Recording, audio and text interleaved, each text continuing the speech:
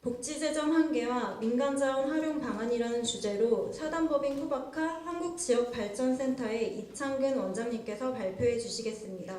이창근 원장님께서는 서울대학교 경제학 박사, 대우증권 팀장, 경기연구원 초빙연구위원, 경기도청 서비스산업발전위원, 대구광역시 투자자문관, 대통령 비서실 행정관, 여의도연구원 부원장, 서울대학교 교수를 역임하시고 현재 사단법인 쿠바카 한국지역발전센터의 원장을 역임하고 계십니다.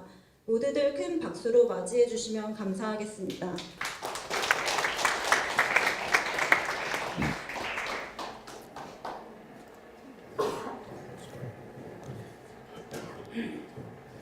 네, 인사드리겠습니다. 네, 오늘 발표를 맡게 된 이창근입니다. 아까 한스태수 대표님께서 말씀하셨다시피 오늘 이 자리가 지난번 토론회처럼 어떻게 보면 하남시를 더 좋게, 더 발전하게 우리가 함께 살아가는 공간으로 바꾸기 위한 일종의 민간 가버넌스라고 생각하시면 됩니다. 결국은 그간에 우리 하남시의 행정이나 이렇게 국회의원이나 이래 지역의 위정자들이 지역을 끌어가는 데 있어서 사실 지역 시민들의 의견을 듣고 같이 함께 우리 아이들이 태어나고 자라는 곳이다 이런 곳을 같이 끌어나가는 게 굉장히 부족했습니다. 그런 차원에서 이 토론회가 어쨌든 우리 지역 언론을 대표하는 하남신문, 하남방송 주체로 해서 정기적으로 어쨌든 매 분기마다 한 번씩 이어진다는 아주 뜻깊은 자리에서 지난번에는 우리 하남시 경제에 관해서 우리가 얘기를 나눴고요. 그래서 하남시가 앞으로 향후 10년, 20년 더 지속 가능한 발전을 위한 그런 토대를 마련하기 위한 그런 방안을 함께 공유했고요. 오늘은 어떻게 보면 우리 이 자리에 계신 모든 분들이 하남시의 자원봉사에 앞장서시고 어떻게 보면 하남시를 위해서 노력하시고 그런 분들이 다들 오셨는데요. 그것만 보면 우리 하남시는 사실 대한민국 230개 지자체 중에 최고 1등으로 가야 됩니다. 200개가 넘는 자원봉사단체가 존재하고 있고 수많은 분들이 자원봉사에 참여하고 그런 차원에서 본다면은 그렇게 가야 되는데 그러면 왜 과연 고생하시는 만큼 효율성이 없고 우리가 좀 더 효율성이 있는 그러한 계기를 마련하고 그런 고민을 해야 될지 그런 데 관해서 한번 같이 고민하고 논의하고 앞으로 그런 부분을 우리 하남시와 함께 만들어 간다는 그런 차원에서 들어주시면 되겠습니다. 오늘 시에서 공무원분이 나오셨는지 모르겠는데 나오셨으면 하여튼 이런 부분이 이제 학계에서는 사실 한 수년 전부터 주장이 되어 왔고 그리고 이제 이러한 부분이 실천을 해야 된다는 그러한 차원에서 발표하는 거니까 시정에 꼭 반영해 주시면 감사드리겠습니다. 네, 오늘 제목은 복지재정 한계와 민간자원 활용 방안입니다. 들으시는 것처럼 복지재정이라 그러면 어쨌든 정부 예산이라 그러면은 중앙정부 예산과 지방정부 예산을 얘기하는 거고요. 어쨌든 복지 수요는 끊임없이 늘어납니다. 끊임없이 늘어난 게 단적인 예로 우리가 한 10여 년 전이죠. 10여 년 전만 하더라도 지금 현재 여당인 민주당 정부는 보편적 복지라는 거, 누구나 다 복지를 해야 된다. 그래서 복지를 늘려야 된다는 거였고 또 지금 야당이든 우리 자유한국당은 선택적 복지라고 해서 복지 재정이 한계가 있으니 꼭 필요한 사람한테만 해야 된다. 이런 논쟁을 거치다가 한 5년 전부터는 거의 우리나라도 이제는 보편적 복지로 가게 됐어요. 그래서 정부 재정은 한정이 돼 있고 한계가 돼 있고 그런데 복지 수요는 끊임없이 늘고 그래서 한계가 왔습니다. 한계가 왔고 그러면 거기에 대한 대안이 뭐냐? 그게 결국은 민간 자원을 우리가 같이 활용해야 된다는 겁니다. 그래서 제목에서 이제 그게 드러나는 거고요. 자, 먼저 이 표를 좀 보여드리겠습니다. 2018년 정부 세출, 정부의 지출 총액인데요. 어쨌든 우리 정부는 2018년도에 무려 예산이 급격히 늘어서 430조 가까이 지출합니다. 430조 가까이 지출하고 지금 현재 국회에서는 내년도 예산을 심의하고 있는데 내년도 예산은 거의 500조 육박합니다. 그런데 우리나라 GDP는 1700조, 1800조씩이기 때문에 정부 재정이 GDP를 능가할 수는 없어요. 그래서 그 말은 다시 말하면 정부가 모든 것을 다 하는 시기는 이미 지났다는 거죠. 근데 어쨌든 재정 규모는 굉장히 크다. 근데 그 중에서 단연 사회복지 재정이 31조 원으로 가장 높습니다. 가장 크고 근데 그 사회복지 재정을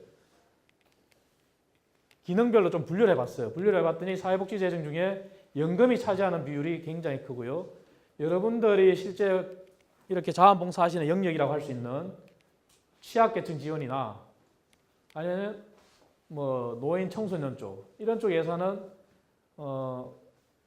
약 10억 몇 천억 11조 수준에 불과합니다. 그래서 전체 사회복지 예산에 비하면 어쨌든 큰 비중을 차지하고 있지 않은 거죠. 자, 그 다음입니다. 하남시 예산을 볼게요. 정부 예산은 430조인데 하남시의 올해 2018년도 지출 예산은 총 규모는 4,500억 수준이에요. 하남시는 굉장히 미약하죠. 그런데 지난 토론회 때 그 말씀을 드렸어요. 하남시가 4,500억 수준인데 경기도 31개 시군 중에서는 재정 자립도, 그러니까 하남시의 지출에서 하남시의 세입으로 하남시가 벌어들여서 충당하는 기준으로 따지면 31개 시군 중에 하남시가 7위예요. 7위. 그건 왜 그러냐? 일시적인 현상이에요. 미사의 부동산 때문에. 일시적으로 그렇지 하남시는 재정 자립도가 그렇게 뛰어난 지자체가 아닙니다. 근데 어쨌든 우리가 한 4,500억을 1년에 쓰는데요. 4,500억 중에 일반 회계는 4,300억 수준이에요. 나머지 특별 회계라는 건 뭐냐? 목적이 정해져 있는 회계입니다. 그러니까 우리 여러분들이 이렇게 일하시는 자원봉사 부분만 하더라도 일반 회계에서 모든 게 지출이 돼야 된다는 거죠. 그다음 기금은 하남시가 약 한 230억 정도 수준을 조성하고 있는데 문제는 기금도 역시 노인복지기금, 보험복지기금, 장애인복지기금 이렇게 그 성격에 맞게 기금도 목적이 정해져 있습니다. 그런데 하남시는 기금에서 지출하는 사업성 예산은 굉장히 미약합니다. 심지어 노인복지기금은 1년에 한 3천만 원 지출하고요. 조성되어 있는 금액은 한 218억 정도가 조성이 되어 있는데 3천만 원 지출하고 나머지는 다 은행에 그냥 묻어두고 있어요. 효율적이지 못한 집행이라는 것이죠. 자, 하남시의 상황이 이렇고요. 자, 하남시의 세출을 또 분류해 봤어요. 우리 정부하고 똑같아요. 결국은 그 얘기는 뭐냐? 사회복지 수준이 굉장히 커지다 보니까 정부 규모에서도 사회복지 예산이 제일 크듯이 하남시도 역시 전체 4,500억 중에 사회복지에 지출하는 예산이 제일 크다는 얘기예요. 가장 큽니다. 사회복지 안에서 역시 하남시는 기초생활보장이나 취약계층 지원은 굉장히 미약해요. 161억, 261억 정도 수준에 그칩니다. 자, 이게 이제 우리나라 예산과 하남시의 상황을 이제 본 거고요. 자, 하남시는 이제 민간 이전이라는 게 있어요. 정부 예산 중에 민간 이전이라는 게 뭐냐? 여러분들이 속해 계시는 각종 사회복지 단체는 민간 단체에 정부의 사업을 어쨌든 해라는 그러한 뜻에서 돈을 넘겨주는 겁니다. 그런데 그 민간 이전 규모가 그렇게 크진 않아요. 한 500억 정도 수준인데 이 가운데서 사회복지시설의 법정 운영비 보좌가 한 115억 원, 사회복지사업 보조가 한 64억 원, 사회복지사업에 지출되는 건 전체 한 530억 중에 한 180억 정도 수준입니다. 크진 않다는 거죠. 자, 그 다음. 자, 실제 이제 여러분과 같은 자원봉사자분들한테 해당되는 얘기예요. 자원봉사자분들한테는 자원봉사센터, 하남시에도 있죠. 하남시 재단법인으로. 자원봉사센터 운영비에 한 연간 올해 기준으로 한 6억 5천 정도가 들어갔습니다. 그리고 자원봉사 코디네이터 지원 육성에 한 5천만 원. 그 다음에 뭐 이거는 뭐 1365 관련된 금이니까 크지 않고요. 자, 자원봉사 관련해서는 실제 하남시에서 배정하고 있는 예산이 굉장히 턱없이 부족하다는 것이죠. 그죠? 그러니까 어떤 현상이 일어나요? 실제 여기 계신 분들도 그렇지 않습니까? 어떤 봉사를 하시려고 하더라도 여러분 회원분들이 각계 지출해서 각계전투처럼 그렇게 해서 지출하시는 경우도 있고 또 일부는 또 외부 후원을 받아서 하시는 경우도 있고 그런 한계가 있지 않습니까? 자, 그런 경우. 자, 근데 하남시는 200개가 넘는 봉사단체가 있는데 또 그 봉사단체가 자원봉사센터 안에서 이제 관리되기 때문에 그 단체들이 모두가 다 재정 지원을 받느냐? 또 그건 또 다른 얘기죠. 그런데 실제 하남시의 일반 회계에서 직접 재정을 지원받는 단체는 이런 단체들이 있어요. 뭐 새마을운동, 바르게 살기, 자유청년회, 제한군인회, 자율방범, 해병대 전우회, 어머니 자율방범, 주민자치, 보훈단체, 장애인단체, 문화예술단체, 자율방재단 등은 직접 보조를 받아요. 교외의 자원봉사단체들은 자원봉사센터의 컨트롤 하에서 재정 지원을 받을 수도 있고 못 받을 수 있다는 그런 한계가 있죠. 자, 앞에서 지금까지는 어쨌든 우리 예산을 뜯어봤어요. 정부 전체 예산과 하남시 예산을 봤을 때 어쨌든 사회복지가 굉장히 커지는 바람에 전체 예산 중에서 사회복지 예산이 가장 크다. 그럼에도 불구하고 하남시만 놓고 봤을 때는 우리 자원봉사나 이런 실제 사회복지 사업에 들어가는 예산은 크지 않는 굉장히 미약한 수준이다. 그걸 알 수가 있죠. 자, 그래서 오늘의 문제의 출발은 이겁니다. 자, 여러분 아시다시피 이 양극화 문제는 우리나라에서 언제부터 생겼냐? 그러면 저는 단언코 뭐 학자인 입장에서 말씀드리면 외환위기부터 발생했다. 외환위기부터 고착화 된 양극화가 지금 벌써 한 30여 년, 20여 년 이어져 왔고 20, 30년 이어져 온 게 과연 이게 해결될 수 있느냐? 그거는 과연 의문이다. 이런 문제를 제기를 합니다. 그리고 저출산 고령화 구조적인 문제가 됐죠. 자, 아까 말씀드린 보편적 복지와 선택적 복지는 이미 보편적 복지로 이미 우리나라도 전환이 됐고 예산이라는 게 한번 재정 지원을 한 다음에 그걸 다시 걷어들이기는 굉장히 힘들어요. 그런데 그런 시기가 왔습니다. 자, 복지 재정은 그러면 어떻게 올라가느냐? 기울기가 가파르게 이렇게 상승할 수도 있고 아예 수직으로 극단적으로 수직으로 올라갈 수도 있어요. 우리나라도 이제 그런 시기가 왔습니다. 자, 그랬을 때 우리가 이제 관심을 가져야 될 게 그럼 복지 재원의 조달은 어떻게 되느냐? 그래서 우리가 많은 정치권이든 정부에서 논하는 얘기가 그런 얘기가 나오지 않습니까? 중부담 중복지를 갈 거냐? 아니면 고부담 고복지를 갈 거냐? 그러면 결국은 정세밖에 없다는 결론에 도달하지 않습니까? 근데 사람들은 또 뭐예요? 정세는 쉽게 할 수도 없고. 그래서 오늘의 문제 출발점이 복지 재원의 조달 문제와 복지 자원 집행이 과연 효율적이냐? 그리고 민간 복지 자원 집행이 과연 중복성이 없느냐? 이 중복성이라는 얘기는 먼저 말씀을 드리면은 이런 경우가 생긴다는 거죠.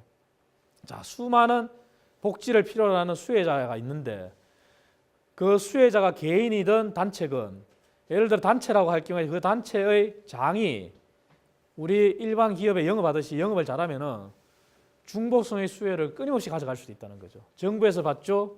각종 민간 사회복지 사업자들한테 받죠. 또 여러분들과 같은 자원봉사자분들한테 받죠. 그런 상황이 발생할 수 있다는 거죠. 얼마 전에도 신문에 났지 않습니까? 겨울철 되니 어느 지역이라고는 밝히지 않았는데 언론에 난 게 이제 어르신들이 김치는 좀 그만 줬으면 좋겠다. 이런 얘기가 나왔지 않습니까? 그 얘기는 그만큼 누구나 다 자원봉사, 겨울철 자원봉사 그러면 김장. 그러니까 김장만 갖다 주니까 김치는 좀 그만 줬으면 좋겠다. 이런 얘기가 나온 적이 있고 또 얼마 전에 이런 얘기도 있었어요. 쌀은 좀 그만 갖다 줬으면 좋겠다. 그런 얘기도 있었다는 거죠. 그게 이제 오늘 중복성 얘기하는 거죠. 자, 그래서 우리 사바스라는 학자가 이미 그런 얘기를 했어요. 이미 1982년에 외국에서는 민간 자원은 정부 자원을 보완하거나 또는 대체를 해야 된다. 이미 벌써 한 30년이 넘어서 벌써 이런 주장이 나왔죠. 그래서 우리는 오늘 이러한 고민하에 민간 협력 방안을 어떻게 가져가야 되느냐 그런 논의를 하자는 겁니다. 자, 사회복지 자원은 간단히 말씀드리겠습니다. 우리 여러분들이 하시는 모든 자원봉사도 어떻게 보면은 우리 사회복지 자원이라고 하는 법령, 이 법령에 의해서 자원봉사활동 기본법이라고 하는 여기 법령에 의해서 여러분들도 움직이고 계신 거예요. 거기에 해서 여러분들이 하시는 일은 어떻게 보면 제3섹터 또는 공동체에 속해서 모금을 하시거나 후원금을 받으시거나 사회복지 지출 재원을 지원받아서 결국 현물 봉사를 하시거나 자원봉사를 하실 수 있는 순수한 민간 영역에서 하시는 거예요. 그래서 사회복지 자원은 정부가 하는 것도 있고 기업이 하는 것도 있고 시장에서 하는 경우도 있고 여러분과 같은 비영리 민간단체건 개인이건 이렇게 존재한다는 것이죠. 자, 기업사회공헌을 이제 한번 볼게요. 자, 기업사회공헌이라는 거는 우리나라만 얘기를 하겠습니다. 우리나라는 대기업이라는 게 1970년부터 이제 막 발현이 시작되기 시작했어요. 다 아시는 것처럼 중화학공업이 생기고 이러면서 대기업이 생겼는데 그때 대기업들이 이제 들어서면서 사회공헌을 하라 그랬더니 방위성금 이제 다들 들어보셨죠? 방위성금, 재의연금, 이웃돕기성금 이러한 성금 낸 걸로 이제 다 끝났어요. 그때 당시만 하더라도 이제 돈 내고 이제 할 일 다 했다는 거였죠 대기업이. 근데 이제 90년대부터는 대기업도 이제 상황이 좀 바뀌었어요. 사회 안전망 구축이라는 것과 국민복지 정진이라는 것, 즉 대기업도 기업의 평판 리스크라는 거, 평판이 굉장히 중요하다 보니까 대기업이 스스로 이미지 관리하기 위해서 이제 이러한 데 뛰어들었다는 거죠. 그 다음에 2000년대는 더 진화했어요. 대기업 스스로가 소외계층에 대한 지원도 하지만 아예 사회 문제도 해결하겠다. 대표적인 게 뭡니까? 대기업이 기후변화, 환경오염 이런 부분에 대해서도 대기업이 나서겠다고 나선 거예요. 그래서 우리는 이러한 기업 사회공헌에 대한 이론 모형이 자, 기업이 이윤을 추구해서 돈을 벌었으니까 정당하게 사회공헌을 해야 된다는 아주 고전적인 신고전주의 그런 당연한 시장 질서에 따른 돈을 벌었으니까 법만큼 쓰라. 그런 데 대한 모형이 있고요. 또 기업가는 자선적인 윤리적으로 해야 된다는 윤리적인 모형이 있어요. 그 다음 정치적인 모형이라는 것은 기업이 정부와 협상하기 위해서 아니면 정부 정책에 컨트롤하기 위해서 정치적으로 개입하는 경우가 있어요. 그 다음은 그게 아니다 그러면 이해 당사자. 자, 기업의 주주와 기업의 오너와 기업의 종사자들끼리 같이 해서 한번 하자 이런 견해가 있고 그 다음에 이제 기업 사회 투자 모형이 그 기업이 그 지역에서 돈을 버니 그 지역의 발전을 위해서 다시 사회 환원하겠다. 그런 모델인데 우리나라는 자, 이 세 가지가 중복돼 있어요. 돈을 벌었으니까 그만큼 정당하게 또 사회공헌을 해야 한다는 당연한 신고전 모형과 기업이 자선가적 입장에서 윤리적인 모형과 지역사회에 투자를 하겠다는 지역사회 투자 모형 이 세 가지가 혼재되어 있습니다. 자, 어쨌든 우리나라 기업 사회공헌은 많이 진화해서 소외계층에 대한 지원과 사회적 이슈 해결하는 데까지 이르렀다. 이게 이제 결론이에요, 오늘날. 자, 근데 기업은 사회공헌이 한계가 뭐냐? 물으면은 자기들 스스로는 두 번째만 얘기합니다. 우리가 아무리 사회공헌을 많이 하고 싶어도 비영리, 민간단체건 자원봉사건 같이 파트너십을 구성할 이러한 데 한계를 느끼기 때문에 파트너를 못 찾아서 많이 못합니다. 이런 얘기를 해요, 기업들은. 근데 그 얘기도 맞아요. 맞는데 또 그 이면에는 또 어떤 게 있냐? 기업 입장에서 봤을 때는 그 얘기가 달리 말하면은 행정안전부에 등록되어 있는 비영리 민간단체가 10,000개가 넘어요. 전국적으로. 10,000개가 넘다 보니까 쉽게 말해서 수많은 비영리 민간단체들이 기업에 와서 후원해달라 그러니까 아예 안 하고 만다는 거죠. 기업 스스로가. 그래서 이 두 가지가 협력적 파트너십을 구축하는 자체가 기업들이 애로사를 얘기하는 것도 이러한 부분이 이해도 되지만 기업 스스로 이러한 파트너십을 구축을 하는 데 대해서도 적극적이지 않다는 거죠. 자, 그 다음 기업은 그럼 어떻게 하느냐? 스스로 하려고 해요, 요즘. 기업 스스로. 그 얘기는 뭐예요? 우리 직원들끼리 지역에 봉사하겠습니다. 우리가 아예 재단을 설립하겠습니다. 대표적인 게 뭐예요? 기업 재단이? 의료재단, 장학재단. 근데 또 우리 국민들 눈에 어떻게 비쳐요? 세금 회피수단. 실제 재단을 설립하면 세금이 없으니까. 자, 이렇게 집중 났습니다, 기업은. 그러다 보니까 결국 국민이 피해가 오는 건데요. 기업과 정부 간의 복지사업 교류가 한계가 있고 또 기업 사회공헌 자체적으로도 수혜자 입장에서 보면 중복이 돼요. 그 얘기는 뭐냐? 자, 우리 지역에 지역 아동센터라고 있지 않습니까? 어떻게 보면 좀 취약계층이든 좀 저소득층 아이들을 위한 공부방 쉽게 말하면은. 그런데 지역 아동센터에 지원하겠다는 대기업이 10대 재벌 기업 중에 4개 정도가 겹쳐요. 그 정도로 기업 입장에서도 준데 또 준다는 거죠. 그러니까 수혜자 입장에서는 그 센터를 운영하는 입장이나 수혜자 입장에서는 줘서 좋아. 중복이 되는 게 좋을 수 있죠. 근데 우리 자원봉사 하시는 분들이나 전체 입장에서 봤을 때는 비효율성이 남발되고 중복성이 남발된다는 그런 결과가 초래한다는 것이죠. 자, 우리나라 기업 사회공헌 금액을 한번 볼까요? 2015년도 기준이에요. 원래 2018년인데 정경련에서 2015년 기준으로 발표한 게 가장 최근 자료예요.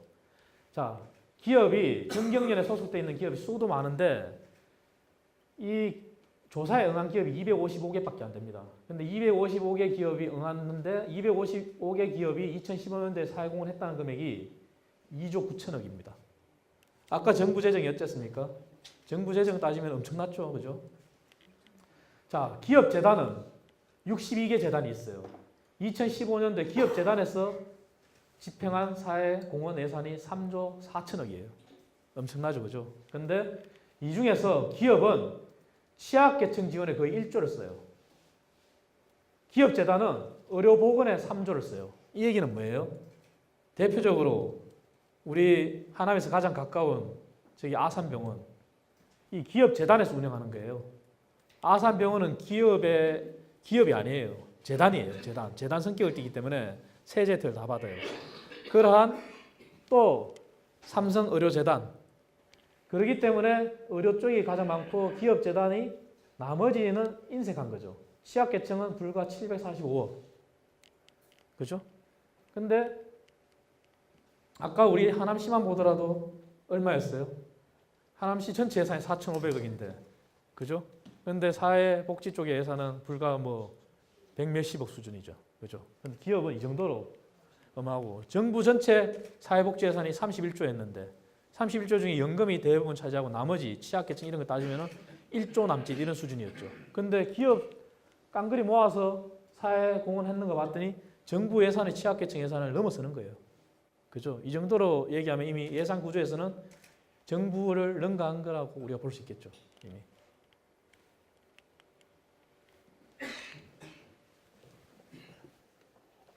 자, 사례를 좀 소개해 볼게요. 자, 기업 사회공헌 중에 조금 특이한 것들이 뭐냐?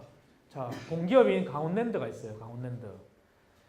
강원랜드는 일자리 창출. 요즘 문재인 정부 들어가지고 일자리 창출하겠다 그래가지고 오늘도 국회에서 막 싸우고 하는 게 일자리 안정자금 그래가 최저임금이 상승됐는데 최저임금 상승된 부족분을 주겠다고 해서 일자리 안정자금을 올해 3조 원 책정했는데 지금 현재까지도 집행률이 한 50%, 54%밖에 안 돼요. 그런데 내년에는 최저임금이 8,350원으로 또 10% 또 올랐지 않습니까? 그래서 일자리 안정자금을 내년에 아마 6조인가 7조 책정을 했는데 그거 지금 싸우고 있어요. 민간에서 만들어야 되는 게 일자리인데 정부에서 일자리 만들겠다고 하니 정부에서 일자리 예산을 책정하는데 자, 기업에서 똑같이 일자리 만들고 있습니다. 대표적으로 제빵, 제과 기술훈련 시켜서 제빵사를 양성하겠다는 거죠. 이런 게 기업들이 지금 하는 거예요. 자, 그 외에 자, 두산중공업은 아까 말씀드린 지역아동센터, 지역아동복지시설에 참고서 운영비 문화체험학습 기회를 제공해요. 왜? 두산은 두산 교과서가 있지 않습니까? 그래서 지역아동센터에 정부에서 운영하는 거 못지않게 주고 있죠. 자, 그 다음 SK는 방과 후 학교라고 교육부에서 하는 사업이 있어요. 그런데 교육부에서 하는 사업하고 별도로 또 SK에서 방과 후 학교를 또 운영하고 있어요. 어디에서? 서울, 부산, 대구, 울산 4개 지역 90개 학교. 이게 정부에서 하고 있는 복지 사업에 민간이 이렇게 뛰어들고 있다는 거죠. 자, 그다음 신한은행은 또 어떤 걸 하느냐? 중소기업 정규직 취업자에게 대기업과 임금 격차. 자, 이건 정부에서 하고 있어요. 내년도 예산에도 책정이 되어 있어요. 중소기업 종사자들한테 대기업과 임금 격차 줄이기 위해서 임금 격차를 보완해주기 위해서 매칭으로 중소기업에 일하는 젊은 친구들한테 펀드를 들면은 그게 매칭으로 목돈 마련을 해주는 그런 예산을 지원하고 있어요. 그런데 신한에서 똑같이 하고 있어요.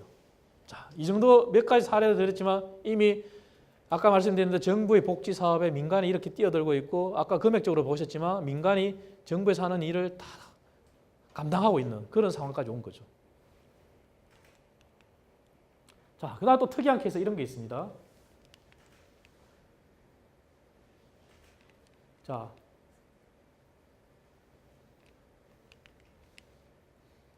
기업재단인데요. 자, 기업재단 아까 말씀드린 의료 사업의 대부분이고 나머지 취약계층 열악하다 그랬죠. 근데 기업재단도 보세요. 기업재단도 미래에셋 박현주 재단이라고 미래에셋 대우증권을 인수한 회사죠. 자, 전국 지역아동센터에 또 여기서 또 지원을 해주고 있어요. 그죠? 그리고 또 삼성복지재단이나 삼성생명공익재단이나 서남재단은 기업재단에서 어린이집을 만들고 있어요. 자, 정부에서도 요즘 유치원 문제 생기니까 공립유치원을 늘리자 이런 얘기 많이 나오고 그렇게 일을 하고 있지 않습니까? 그런데 민간에서도 재단에서도 사회복지 사업에 이렇게 뛰어들고 있어요. 자, 이렇게 사례 소개시켜 드린 이유는 어쨌든 말씀드린 바처럼 정부의 복지 사업에 이미 민간이 상당분 진출해 있고 정부의 일과 중복되는 일을 같이 하고 있다. 이런 게 지금 현실이라는 거죠. 자, 또 하나 특이한 거 보면은 자, 현대백화점 사회복지재단은 소방관 경찰관을 타켓으로 해서 지원하고 있어요. 소방관 경찰관의 순직 유자녀들한테 학자금을 지급한다는 거죠. 자, 이러한 순직 유자녀들은 정부에서도 물론 연금이 나와요. 나오는데 또 재단에서도 추가적으로 한다는 것이죠. 자, 요게 재밌는 겁니다. 자, 기업 재단이 하도 이제 욕을 먹다 보니까 재단의 자산은 풍부한데 왜 재단은 아까 보신 것처럼 너희들 의료재단에 이런 데는 돈을 3조씩 쓰면서 취약계층에는 돈을 안 쓰냐. 이래서 기업재단이 많이 이렇게 비난을 받으니까 어느 순간부터 기업재단에서 자산 대비 지출액을 공개를 안 해요. 개별 재단이 정경련에서. 그게 그래서 제가 이게 2013년도 연구한 자료에 마지막 남아있는 최신 자료인데 그러니까 2011년 기준으로 보셔도 되는 게 큰 별반 다르지 않습니다. 다르지 않는 게 자산 총액은 예를 들어서 뭐 1조가 넘어요. 근데 총 사업비는 자산 총액 대비 총 사업비 기준은 자 95%, 62% 되는 데는 다 의료재단이 있는 데고요. 의료재단이 없는 기관들은 다 보세요. 2%, 1%, 2%, 3%. 총 자산 대비 사업비 수준이 굉장히 미약하다는 거죠. 결국 기업이 사회공헌 하겠다 그래서 재단을 만들어 직접 하겠다 그랬는데 실제는 어떻다? 그만큼 안 한다는 소리냐 똑같습니다. 그 얘기는 기업재단의 최근 자료예요. 아까 개별적으로는 안 나왔어요. 개별적으로는 안 나왔는데 전체 규모를 묶고 봤더니 2011년에 평균 자산이 70개 기업재단의 평균 자산이 한 1,000억 수준인데 2015년도에는 평균 자산이 1,100억으로 늘었어요. 이 얘기는 기업의 재단의 평균 자산은 계속 늘어난다는 거예요. 근데 사업비는 그만큼 지출이 안 된다는 것이죠. 그러니까 그만큼 이게 기업재단의 사회공헌이 취약하다 이렇게 볼 수 있는 거죠. 자, 이거는 이제 아까 말씀드린 것과 똑같습니다. 기업의 사회공헌 운영 방식은 자 파트너십은 보세요. 2015년도에 파트너십으로 여러분들이 속해 있던 단체와 같이 한다든지 아니면 여러분들과 같은 자원봉사자들과 함께 같이 하는 이러한 거는 굉장히 미약해요. 13%. 하지만 자체 사업 비중은 48%나 됩니다. 거의 50%에 육박하죠. 근데 일반 기부, 아까 보신 것처럼 연말에 사회복지 공동모금회든 어디든 성금을 내고 끝내는 그러한 비중은 38%. 그러니까 기업 사회공헌이 파트너십으로 해서 하는 것은 굉장히 미약하다. 이게 이제 수치에 나타나는 거죠. 자, 그러면 기업 사회공헌이 이렇게 미약한데 왜 그러냐 원인을 살펴봤어요. 자, 내부 기업에 종사하는 사회공헌에 종사하는 직원들을 대상으로 그 원인을 살펴봤더니 자기들은 자체 사업을 위한 예산이 부족하다 그래요. 근데 단기 성과 평가를 위주로 하고 내부 인재들이 관심이 부족하기 때문에 내부적으로 힘들다 이런 얘기를 하는데 외부적인 요인은 뭐냐? 자기들이 얘기하는 게 외부의 선심선 지원 요구, 즉 파트너십을 구하기 힘들다는 거죠. 이러한 원인 때문에 이렇게 기업의 사회공헌이 저해된다 이런 원인들을 짚고 있어요. 자, 그러면 사회공헌에서 고려할 사항이 뭐냐? 운영시 계속 중요한 거는 파트너십을 선호하는데 데 있어서 제일 중요한 게 관련 분야의 전문성을 있는 데를 파트너십으로 선정하겠다는 하는 것이죠. 자, 이 부분이 우리가 앞으로 하남시든 여러분들이 하남시와 아니면 하남시의 자원봉사센터가 여러분들과 함께 우리 자원봉사를 더 확대하고 더 키우고 효율성을 기하고 외부와 함께 민간 파트너십을 구성하기 위한 답이 여기 있는 거예요. 여기에. 이 얘기는 결국은 하남시의 부족한 예산을 보셨고 정부의 부족한 예산 못지않게 그럼 우리가 효율적으로 집행하고 이러한 민간의 기업의 자원은 굉장히 많고 기업 재단의 자원도 많은데 이러한 자원들을 정말 우리가 흡수해서 끌어들이려면 결국 시는 시대로 노력을 해줘야 되고 아까 보셨지 않습니까? 우리 자원봉사단체에서 기업에 가서 어디 자원봉사를 해달라 하면은 거기서 이러한 전문성이 있느냐 신뢰가 있느냐 10,000개가 넘는 단체가 있는데 어디를 줄지 몰라서 못 주겠다 이런 얘기를 들을 거지 않습니까? 그죠? 문전박대 당하겠죠. 그죠? 그런 거는 정부가 나서야 된다는 것이죠. 지방정부가. 그러려면은 지방정부가 아까 본 것처럼 기업에서 아까 사례를 봤잖아요. 정부에서 하고 있는 일 이미 다 하고 있어요. 그러면 우리 하남시 이런 사회보건 사업을 하는데 우리가 민간 이전으로 아까 보신 것처럼 요 정도밖에 못 하는데 우리 기업과 같이 하면 이걸 키워서 같이 합시다. 이런 얘기가 된다는 것이죠. 그런 데 대해서 우리의 찾아야 될 답이 존재한다는 것이죠.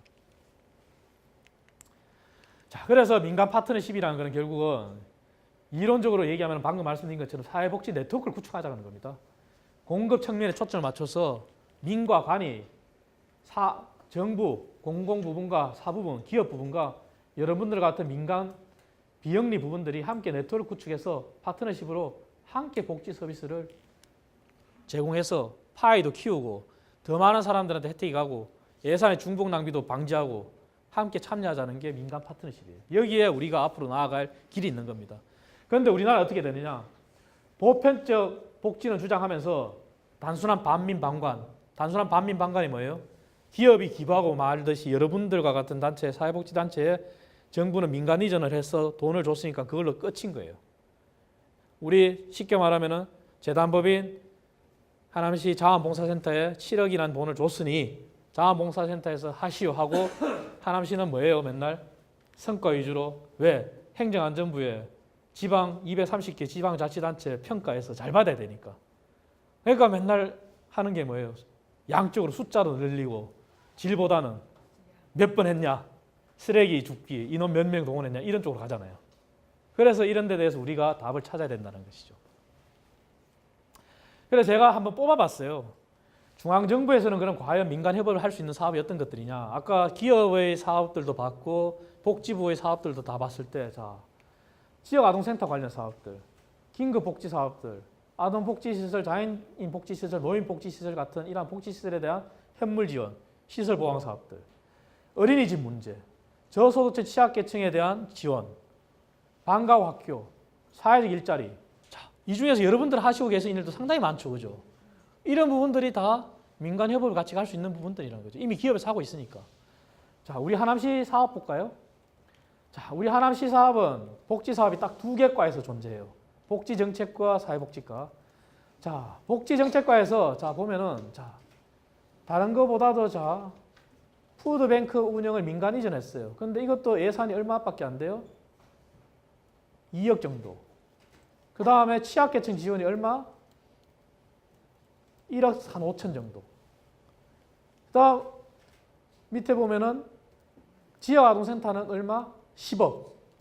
결식아동 한 7억. 소녀가장은 얼마? 저는 눈을 보고 깜짝 놀랐습니다. 소녀가장이 하나면 없나 싶었는데 없지 않더라고요, 숫자가. 근데 90만 원.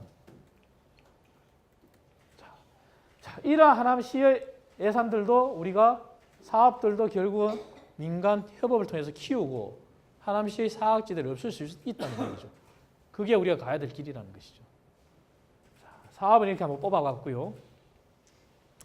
그래서 민간 협업은 자 같은 얘기인데 복지 자원의 집행을 효율성을 증대하고 중요한 거는 똑같은 사람이 여러 군데서 영업 잘해가지고 많이 받는 건 이제 필요 없다는 거죠. 사각지대 없애는 게 중요한 거지. 그래서 예산 집행의 중복성도 정부 관점에서만 봐서는 안 된다는 거죠. 민과 관을 같이 놓고 봐야 된다는 거죠. 정부에서 줬는데 민간에서 또 준다? 그것까지 이제 같이 체크해야 된다는 것이죠. 그래야지 중복성이 없어지고 더 많은 사람한테 혜택이 갈 거 아니겠습니까? 그리고 한전된 복지 재원을 보완 또는 대체하는 역할을 미리 해줘야 된다. 이게 결국은 우린 답을 어디 찾자? 기업이나 기업 재단의 사회공헌에서 답을 찾자는 것이죠. 왜? 그쪽에서도 파트너십을 구하는 게 목표니까. 자, 그래서 제일 중요한 거는 자, 이렇게 되면 어떻게 되냐? 결국 공유를 기반해서 한정된 복지 재원을 극복하기 위해서는 민간 자원을 최대한 끌어내야 돼요. 이건 아까 말씀드렸는데 우리가 할 수 없어요. 지방 정부와 지역 재단, 법인, 자원봉사센터와 함께 같이 가야 되는 겁니다. 우리가 가면 어떻게 문전박대 당하기 일쑤지 않겠습니까? 그죠? 자, 그다음 민간 부분의 기업들은 자기 기업들의 특성에 맞게끔 사회복지 사업, 사회공헌 사업을 해요. 근데 이들은 정부의 복지 사업과 일치가 되는 게 많아요. 그렇다면 아까 말씀드린 대로 아까 보셨잖아요. 정부의 사업도 민간과 같이 하는 중복되는 게 많다면 과감히 민간에 넘겨서 민간 이전이니까 존재하니까 아예 사업 자체를 넘길 필요도 있다는 것이죠.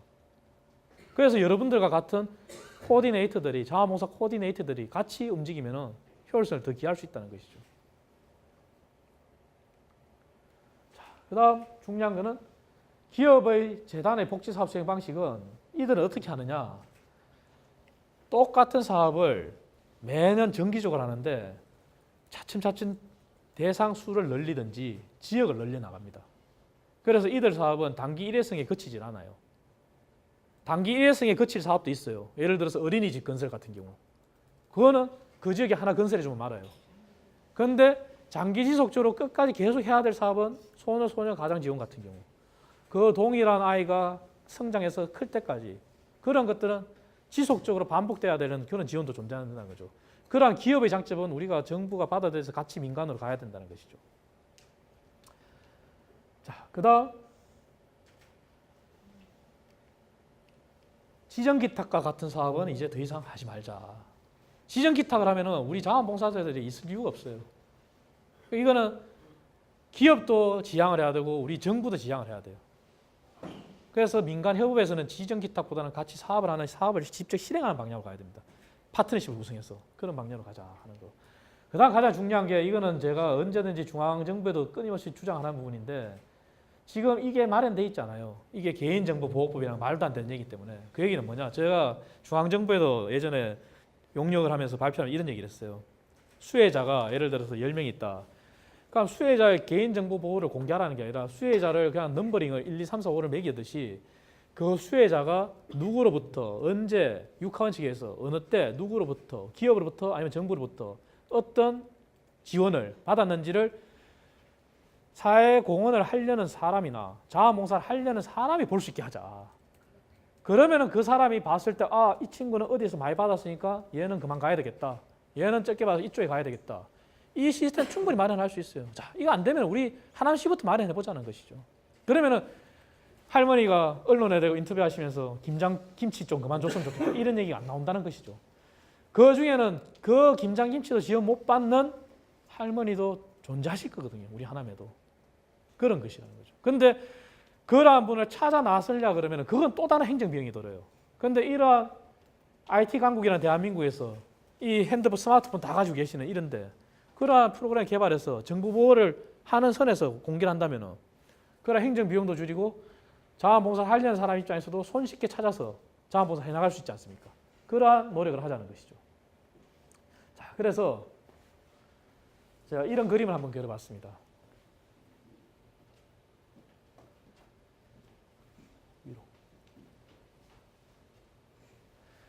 자, 아까 민간 협업을 갈 수 있다는 사업인데요.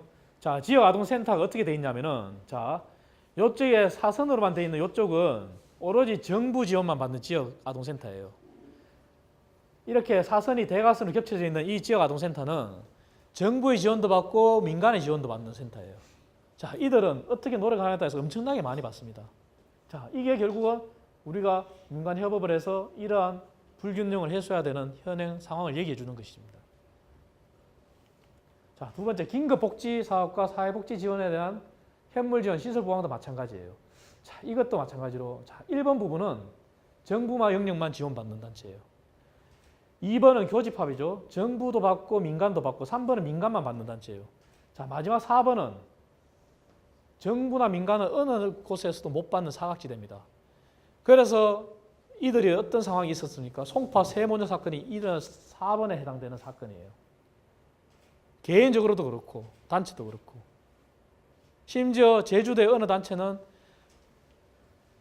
정말 사회봉사를 많이 하시는 분임에도 불구하고 아동들을 위해서 난방비가 없어가지고 정부 돈이 예산이 통과돼서 정부 예산이 나올 때까지 그 지역의 아동들이 겨울 한 달 정도 추운 방에서 자고 이랬다는 그런 사례도 제가 접한 적이 있어요.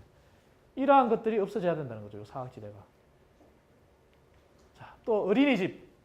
자, 이거는 민간 보육이에요. 민간 보육이 영역은 굉장히 커요. 따라갈 수 없어요. 그런데 정부 영역은 굉장히 작은데 여기에 민간 정부 기업 정부 영역이 작은데 기업 재단이 이제 뛰어들고 있다는 것이죠. 자, 이런 부분이 조금 더 예를 들어서 우리가 정부가 적극적이라면은 중소기업들이 연합해서 어린이집을 만드는 그러한 직장 보육 어린이집도 만들 수 있다는 것이죠. 자, 그렇게 이제 가야 돼요. 그래서 자, 마지막 이게 이제 제 주장입니다. 자, 가운데 이 원이 전체 사회복지사업지 민간 협업이 가능한 사회복지 사업이라고 할게요. 2번을 딱 잘랐을 때 자, 2번은 어쨌든 균형점이에요. 정부와 민간이 공동으로 사업을 구성할 수 있는 균형점인데 자, 그 영역이 재원의 영역이든 사업의 내용의 영역이든 민간 쪽이 더 치우치다면 이거는 이제 민간 주도로 가야 된다는 것이죠. 그러나 그 성격이 정부의 영역이 더 크다 그러면 민간은 철저하게 3번 영역에서 보완제로만 기능해야 된다는 것이죠. 자, 이래서 이 우리가 앞에서 봤던 그러한 그림의 사각지대 없애야 된다는 것이죠. 그게 우리의 논의점입니다. 그래서 이제 마지막입니다. 자, 강의가 좀 길었는데요. 자, 실질적으로 우리 지방 정부도 그렇고 굉장히 중앙 정부에 하는 틀대로 아주 정해진 루틴대로 그렇게 오다 보니까 우리 자원봉사자분들도 결국 양적 자원봉사에만 치중하고 그러니까 쓰레기 줍기니 인원동원이니 이런 데만 치중이 됐었죠. 그래서 실질적으로 예산도 민간 협업이 안 됐고 중복성이 떨어졌고 그런 차원에서 봤을 때 이제 봉사자들의 인센티브도 한 발 더 나아가서 세제 혜택이라든지 이런 부분들도 본격적으로 논의돼야 된다는 것이죠.